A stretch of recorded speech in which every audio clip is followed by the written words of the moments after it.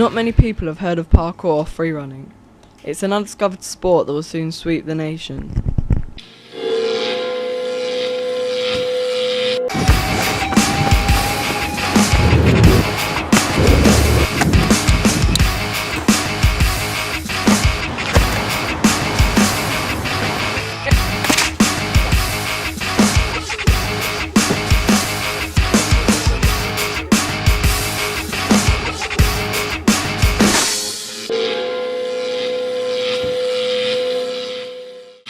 Parkour started just before World War I when a naval officer named JOEtheAVERAGEguy was part of a rescue operation.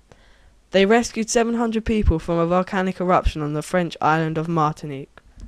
He used this experience to create a physical education course where he taught how to move naturally and keep mentally and physically strong. This course was called Parkours.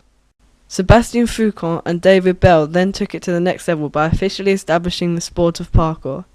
They both then had an argument. Then going their separate ways, David took parkour and Sébastien took freerunning.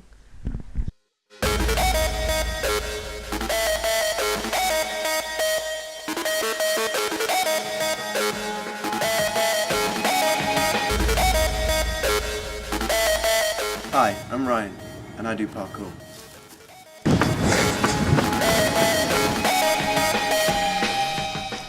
Parkour is getting from point A to point B in the fastest way possible. No obstacle should stand in the way, and the surroundings utilised to the maximum potential. Freerunning is a developed version of parkour. A Travers or freerunner individually personalises their movement according to their strengths and weaknesses. This may include flips, tricks and rolls.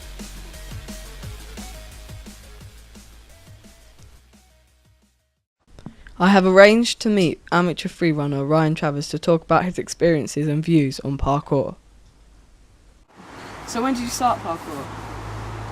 I started gymnastics when I was quite young, about 2 or 3, and that's continued till I was about 10. And ever since then, a couple of guys came along to one gymnastics session, and they were talking about this thing called parkour, and I was really curious at what it was. So then I looked it up, and the guys came out to train with me. So yeah, it sort of started from there. Is it easy? I mean, where do you get help from if it isn't? It was really quite easy when I first started, as my gymnastics helped me with lots of flexibility and the strength work. But I got my help from YouTube, as there are quite a lot of tutorials on there, and I know a couple of mates who, they really help me with the training. So. Do you plan your routes or is it improvised? The nature of freerunning and parkour is freedom of movement. So different freerunners would have different approaches to an object. For instance, if I came up to a wall, I'd instantly, want to vault it or jump it as I'm a gymnast. But someone who's not quite as agile may avoid that object and run around it and try a different route.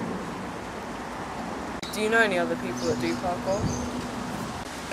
There are quite a few, but the parkour community isn't quite as well known as we like. Most people view parkour as a nuisance, and because of trespassing and climbing on walls and everything. But I do know a few, and I do go out training with them, but I'd like there to be more. Do you have any tips for any beginners? Yeah, I have a few. So, here are Ryan's top tips. Big heavy shoes will slow you down and could cause you to trip, whereas lighter shoes will allow you to move more quickly and safely. Don't wear heavy restrictive clothing, such as hoodies and jeans. Hats and sunglasses are a nuisance and will restrict your vision. You should, however, wear loose jogging or tracksuit bottoms with a light t-shirt and no accessories for maximum manoeuvrability. First, you need to practice your technique on smaller obstacles before taking it up a step to bigger distances and heights, because of course practice makes perfect. You will need to practice your vault. Start off simple, then work your way up to bigger and better moves, then add your own style. Make sure you take off with 2 feet for maximum power. Reach out with your hands and place them 3/4 of the way along the object Then tuck your legs to your chest and push off with your hands. Then land.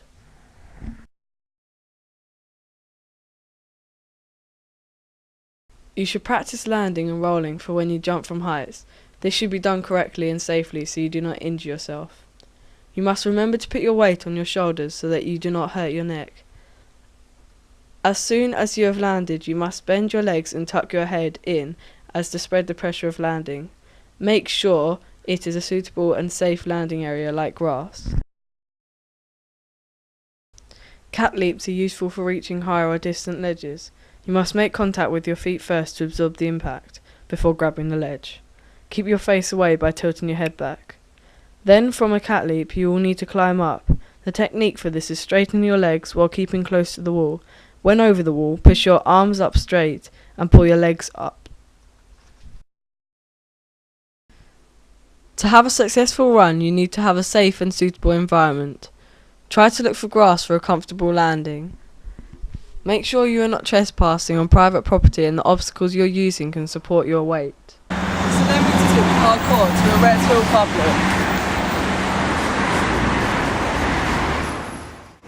68% of people said they had heard of parkour or freerunning, but 85% of people said they didn't know it by the name of parkour. However, most people view parkour as a sport rather than a nuisance. Many freerunners have taken it up professionally and also starred in movies. For instance, the founder of freerunning, Sebastian Foucan, famously appeared in the opening of Casino Royale whilst being chased through a construction site by Daniel Craig as James Bond. Freerunning has also started showing up in TV shows, with internet-born freerunner Chase Armitage starring as a stunt actor in a parkour chase scene in The Bill. Many amateurs post their videos on YouTube and blogs to try and make it as a professional. They also could just want to show off their skills to the rest of the parkour community. I've shown you the tips. And I've told you the facts. There's no reason why you shouldn't go out and do parkour for yourself.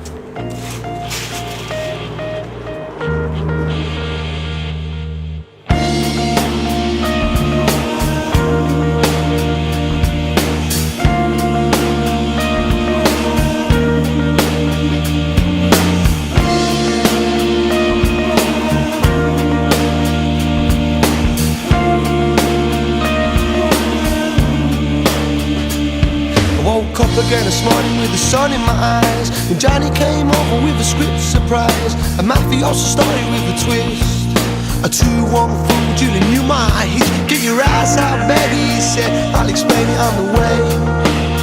But we did nothing.